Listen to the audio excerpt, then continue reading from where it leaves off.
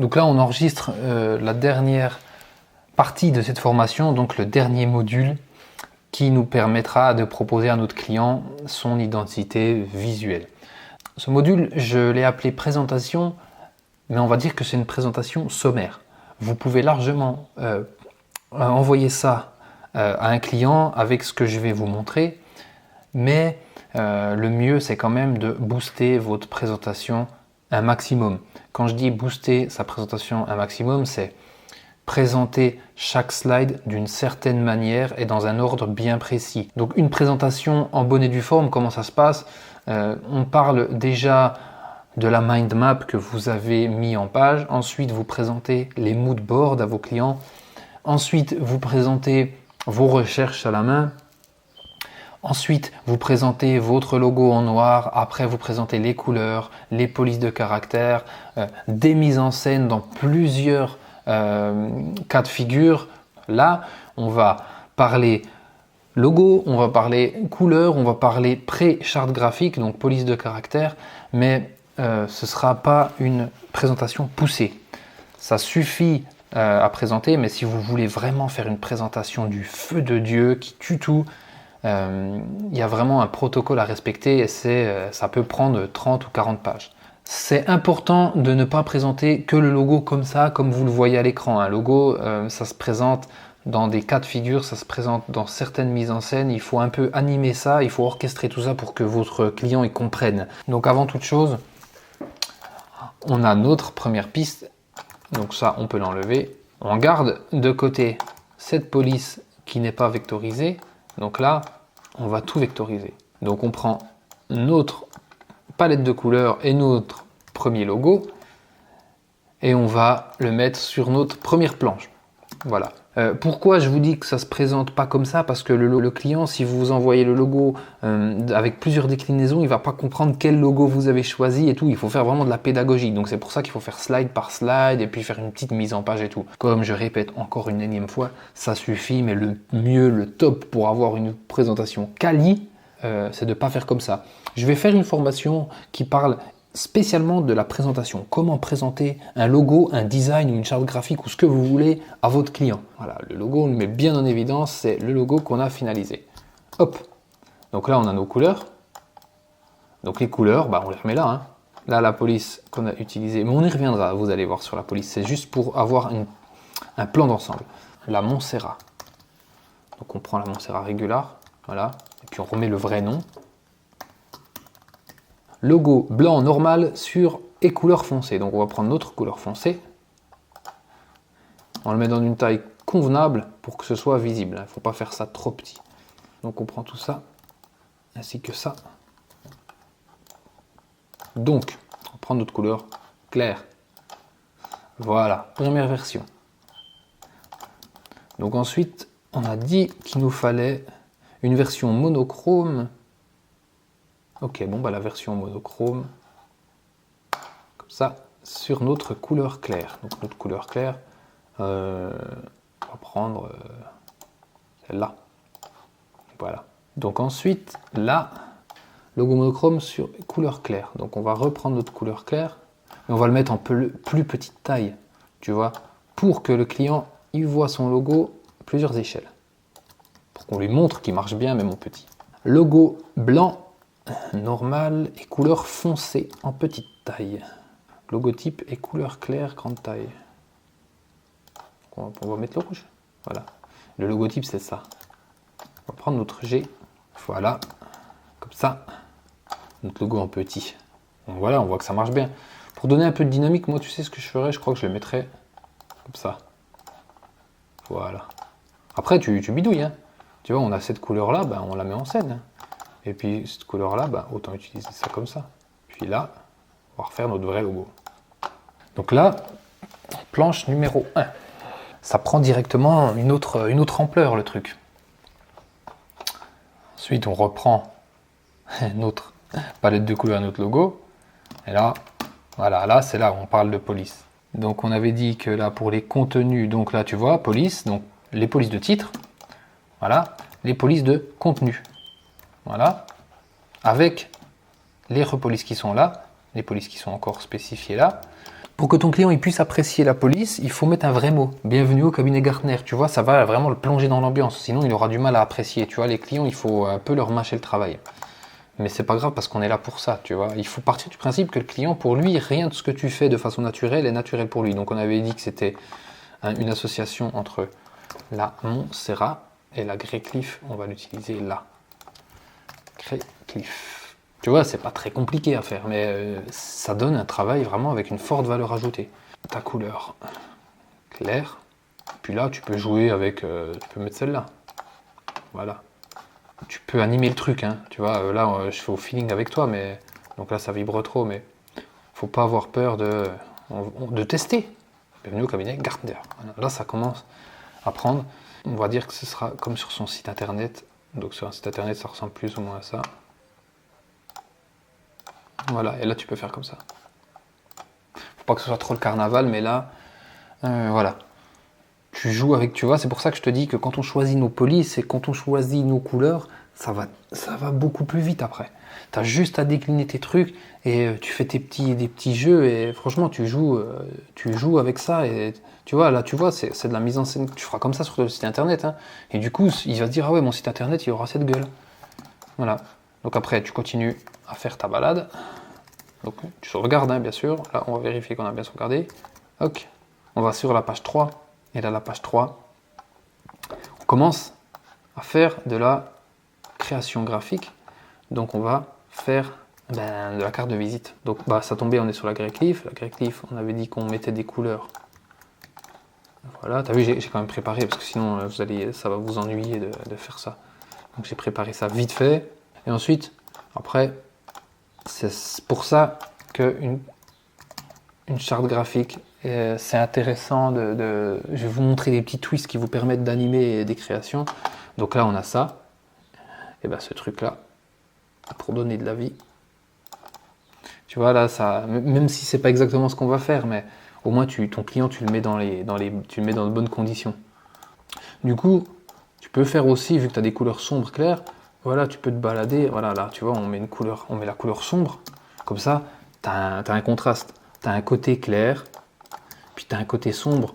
C'est toujours bien d'avoir un côté clair, comme ça tu peux écrire des trucs, et puis de toute façon, 100% des gens, quand tu regardes, donne une carte de visite à quelqu'un, et tu analyses s'il la retourne. Dans 100% des cas, les gens, ils retournent les cartes de visite. Donc c'est pour ça, si tu as un côté sombre, un côté clair, tu vois, tu peux jouer, ça joue dans la dynamique, même si les gens, ils s'en rendent pas compte, mais tu as un côté sombre, un côté clair, tu as du contraste, il se passe quelque chose, tu as de la dynamique.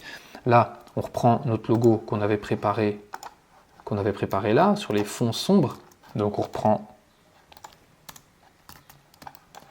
là on va mettre notre couleur claire, voilà. On prend la version qu'on a faite pour le fond sombre, qui est là. Et là on met notre G, en gros. Après on peut le faire en ton sur ton. Et si c'est pas top, voilà. Vous pouvez aussi, là tu vois, je suis en train de découvrir avec vous, vous prenez votre couleur sombre et puis vous pouvez créer encore une couleur, enrichir votre palette de couleurs en créant une version un peu plus sombre, tu vois. C'est libre, après c'est du design, on peut pas tout prévoir, mais après j'aime bien la dynamique là, parce que tu vois, le truc il emmène à ça. Et ça c'est vraiment sympa, il y a un truc qui est sympa. Bon, on a notre carte de visite maintenant. On garde ça, on sauvegarde, on prend ça, et moi j'ai préparé une petite mock-up. Une mock-up, c'est M-O-C-K-up, c'est des mises en situation, tout simplement de présentation. Tu tapes Free Mockup ou vu que tu as téléchargé mon e-book, tu regardes en dessous de mes vidéos, il y a un e-book et dans mon e-book, je te donne plein d'adresses où tu peux télécharger des mock-ups. Donc des mock-ups, c'est des choses qui te permettent de présenter tes projets. Ce qui est très intéressant pour le client, c'est vraiment de mettre en place, de lui présenter ses créations un peu en vrai. Et là, il se dit, ah ouais, d'accord, ok, je comprends, le graphiste, je l'ai payé le prix fort, mais j'ai un réel service. Donc, une des présentations, voilà. Comme je te dis, hein, une identité visuelle, elle marche. Tu vois, quand des gens disent, ouais, mais j'aime bien ce logo dans les groupes notamment, j'aime bien ce logo, j'aime pas ce logo, c'est ultra bête de leur part parce qu'il n'y a pas de j'aime ou j'aime bien. Il faut voir l'identité visuelle dans sa globalité, comment elle marche, comment elle est déclinée, tu vois, parce qu'un beau logo qui est mal décliné, là on le décline bien, je trouve. Il y a vraiment un truc intéressant, donc une identité visuelle qui est mal déclinée ou un logo qui est beau mais qui est mal décliné par le designer, ben franchement, honnêtement, il n'y a pas d'intérêt, hein. Tu vois que ça marche, donc c'est comme ça qu'on juge une identité visuelle, c'est dans la durée, dans la longueur. On a la présentation de notre premier logo. Finalement, je me rends compte que celui-ci, parce que je sens qu'elle ne fonctionne pas. Alors que ça fonctionne déjà très bien. Donc si ça fonctionne très bien, pourquoi se perdre avec ça? Voilà, on tranche, on garde ça, on garde pas. La palette de couleurs est sympa, mais voilà, on pourra éventuellement la présenter après coup. Si le client n'est pas satisfait, on aura ça sous la main. Donc là, on va faire la même chose sur un papier en tête pour notre client, tu vois, pour qu'il puisse avoir aussi une idée de ce que ces lettres donneront quand elles seront mises en page. Donc voilà, bien attention à ce que ce soit le même écart là et là, mais ça c'est quand vous finaliserez, quand votre client demandera les documents, vous finaliserez tout ça. Mais là, c'est juste pour lui donner l'aperçu, comme la carte de visite. C'est un pré-aperçu de carte de visite. En aucun cas, c'est la carte de visite qui est toute prête au format et tout. S'il veut la carte de visite, il vous le redemandera ultérieurement et auquel cas vous facturerez. C'est selon comment vous avez facturé ça avec votre client. Donc on va la mettre aux couleurs de notre logo. Tout comme ça. Tu peux faire un rappel. Tu mets à 5% d'opacité. Voilà, tu as une lettre qui est cool. Ensuite, ton papier en tête, tu le prends et tu vas le mettre dans ton mock-up de présentation de papier. Encore, c'est très important pour soigner ta présentation, d'avoir une belle mise en scène de ton design. Et voilà, là c'est classe.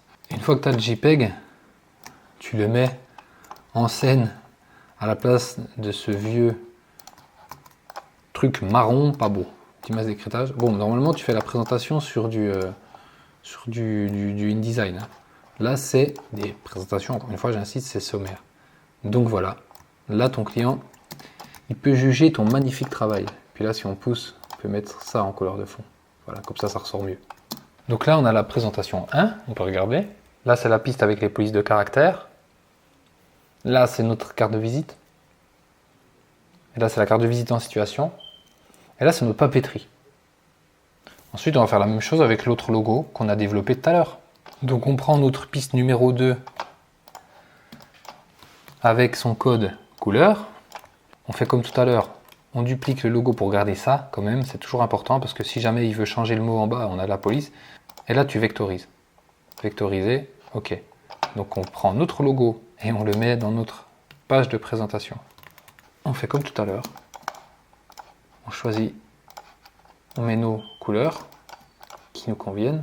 Puis là on va commencer à lui inventer des déclinaisons parce que tu vois qu'il ne fonctionne pas exactement comme les autres. Donc on va jouer avec nos couleurs et on va lui inventer une vie. Donc là c'est l'inverse. Ensuite sur couleur claire, on va pareil faire le monochrome sur notre version couleur claire. Donc là on est sur du logo qui est capricieux, tu vois. Il va pas être facile à traiter. Et ensuite le logotype. Bon bah la cumine on peut la garder.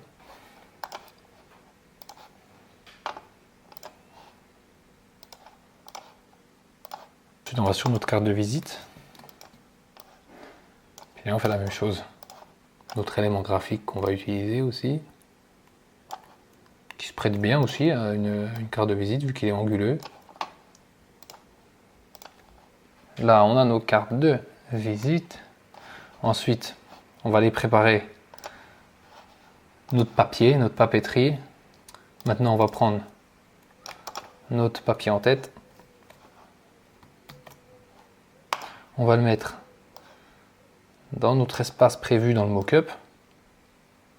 Voilà. On sauvegarde. Et là, on a notre papier. On exporte. Exporter sous.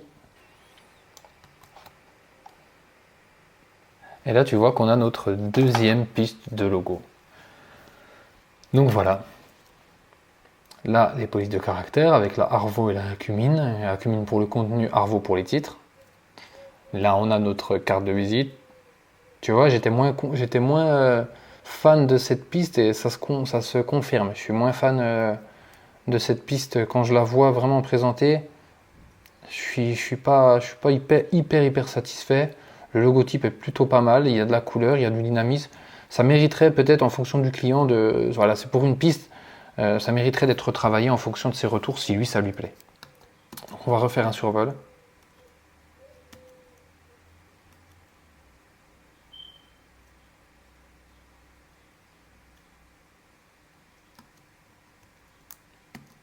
Puis une autre piste numéro 1. Voilà.